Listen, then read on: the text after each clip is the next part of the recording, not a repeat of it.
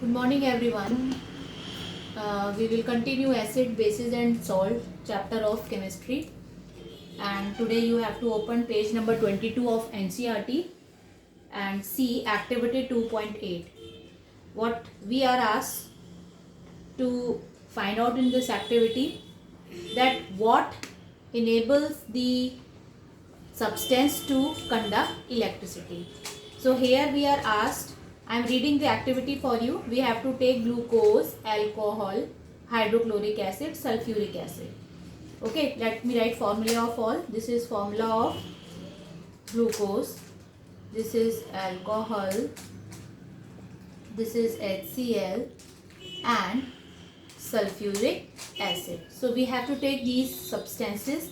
Now we have to add water. Okay, and connect this setup. Now see, this is electrolysis setup. This is the cork on which two iron nails are taken. These are iron nails. On iron nails, this circuit is attached.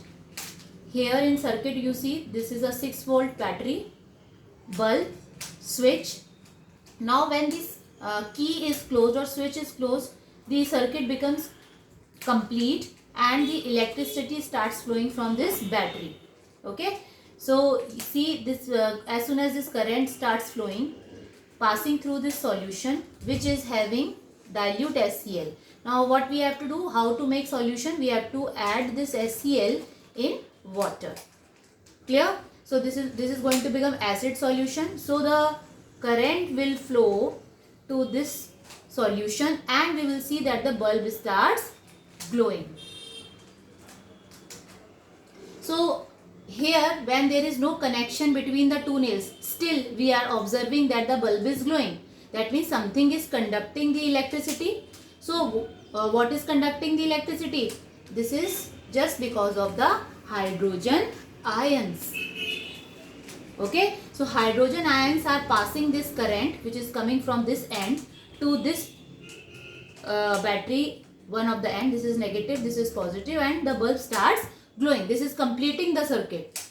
Okay, now what we have to do in another part of the activity, we have to take other substances too. HCl we have already seen that the bulb starts glowing. With H2SO4 also the bulb starts glowing. But here there is a question that why glucose and alcohol will going to do with this circuit. They are not going to glow the bulb. Reason that they do not liberate hydrogen ions. Though they have hydrogen ion, but hydrogen ions will not be liberated in the solution, hence the bulb will not glow. So this is about the activity, that when ions are released in the solution, the flow of current takes place. The conduction of electricity takes place. Is it clear? So our topic, which is 2.2, okay, asking us to find out what is common between acid and bases. So that we have to find out. Now, just see this 2.2.1. Now we have to repeat, before we start with this activity, we are asked to use the alkali like sodium hydroxide. Now what we have to do, if suppose I am taking this setup again and in place of HCl if we put NaOH. Okay, let us see this activity with NaOH. This is the nails and this is the battery and let us see the bulb. This is key. Now we have to check what will happen in NaOH solution. Solution means we have to put NaOH in water. Now here we will start seeing that OH ions start releasing. Is it clear? So for this let us check what happens when HCl is added up with water. It starts releasing hydronium ion plus chloride ions. Children, we represent hydronium ion as H plus ion also. They are same. This is same, this is same. Let us see what happens when NaOH is mixed with water. When NaOH is mixed with water, we observe sodium ion and hydroxyl ions are released.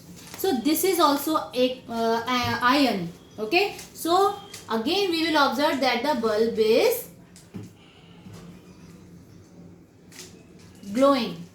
So it is very clear that whenever there will be free ions, whether hydronium ion represented in both the ways, H plus or H3O ion, hydronium ion, or when OH ions are released in solution, we see that the flow of electricity takes place. So what is common between acid and bases? That they both are able to conduct electricity, because one is liberating H plus or H3O plus ions and this is liberating hydronium ion. So this is common between both. I hope you have understood. Now look at the activity 2.9. In this, what we have to do? We have to see that